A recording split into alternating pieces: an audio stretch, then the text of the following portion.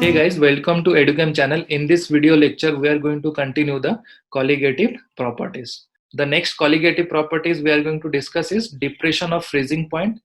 Next, we'll discuss the osmotic pressure. Okay. Now here is a picture. You can see the solvent is going to move to the solution through a SPM or semi-permeable membrane. So what happens? This solution height is going to increase. Okay. A pressure is applied to stop the increased height of the solution. Okay. So that they will be balanced. So that pressure is known as osmotic pressure. So in the further slide, we are going to discuss in detail. So a lot to know in this lecture. Without a doubt, let's start. Now let us discuss depression of freezing point. To understand this depression, what is the meaning of freezing point? So we have to define freezing point. Okay. So the meaning of freezing point is the temperature of any substance. Okay. Any substance where vapor pressure of the liquid state is equal to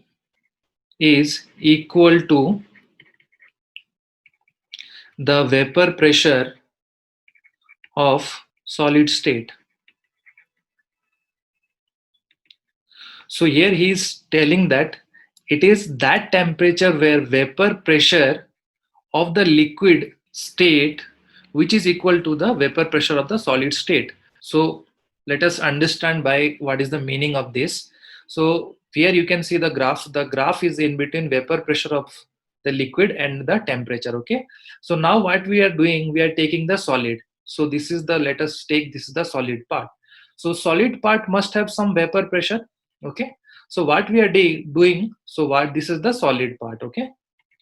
So now we are decreasing the temperature. So what will happen for solid, the temperature will decrease sharply. So here you can see that as we are decreasing the temperature for the solid. So this is the solid part. Okay. So this is the solid part graph, or you can say for water, this is the ice part. Okay. Now let us take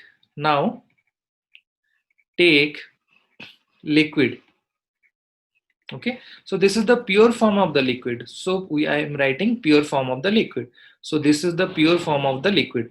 So pure form of the liquid must have some. So you can see that as we are decreasing the temperature, so what will happen, this liquid is going to convert to its solid state. Okay, it's solid state. So now you can see that this is the pure form of the liquid. This pure form of the liquid must have some temperature. So what we are doing, we are decreasing the temperature. As we are decreasing the temperature, the liquid is going to convert to its solid state. Okay.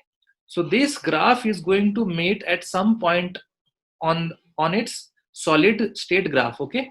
So this point is known as freezing point. So I'm writing freezing point of the pure liquid is TF.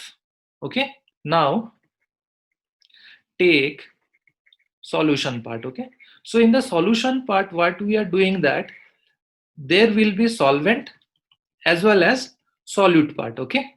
So we are adding solute. So this is our solution. Okay. Now this solution, what we are doing, we are decreasing the temperature. So what will happen, this is the graph of the solution, you see. So here we can see that vapor pressure of the solution, is less than vapor pressure of solvent, right? So clearly we can see that this is the solution graph where the vapor pressure is less. So as we are decreasing the temperature, the vapor pressure is going to decrease. So after some point of time, you can see that here it is meeting its solid state. So this temperature is the freezing point of the solution. So I'm writing TF. So that is freezing point of solution, and TF naught is freezing point of solvent. Okay. Now you can clearly see that there is a difference in the temperature. Okay. So the temperature of the pure solvent and the temperature of the solution. So I am writing delta T is the difference in the temperature is equal to TF naught minus TF, higher value minus lower value. Okay.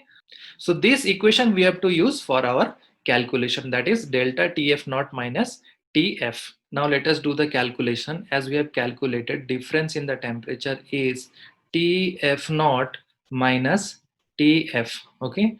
So this is the formula that we have to remember.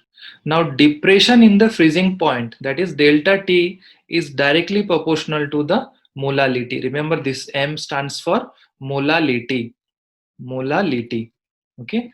So now they, as these terms are proportionality constant, we can write delta T is equal to a proportionality constant Kf into M.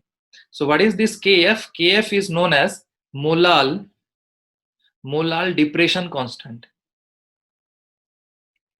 Depression constant or cryoscopic constant.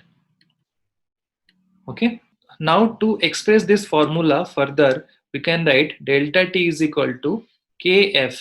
Molality, we know that weight of the solute divided by molecular mass of the solute into 1000 divided by weight of the solvent in grams. Okay. So let us write all the expressions. See, W is weight of solute. M stands for molecular mass. Molecular mass of solute. This is weight of solvent in grams.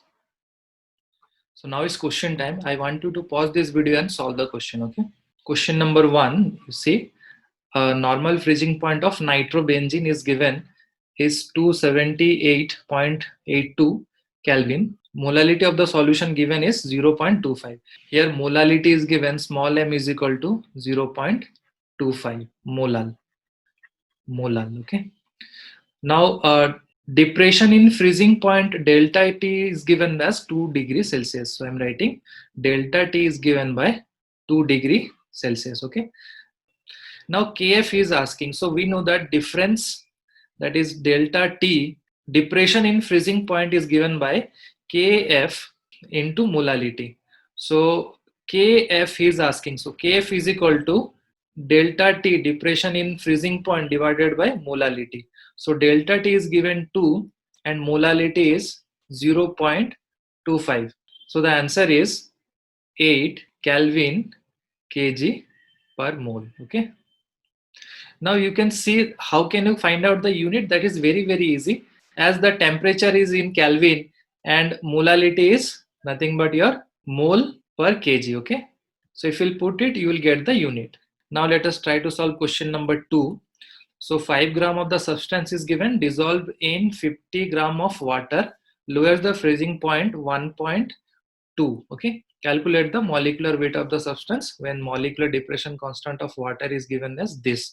So first write down the formula. Depression in freezing point delta T is equal to Kf into molality. Just express this Kf into weight of the solute divided by molecular mass of the solute into 1000 divided by weight of solvent in gram. Okay. So now put all these values. Delta T is given as 1.2, Kf is given as 1.86, this W is given as 5 gram, weight of the solvent is given as 50. So putting all these values, molecular mass will get 155. So next let us discuss the osmotic pressure. So to understand the osmotic pressure, we need to understand what is osmosis and what is the term called semi-permeable membrane or SPM. Okay. So SPM, first let us discuss what is SPM. So SPM is, it is a membrane, the substance which will allow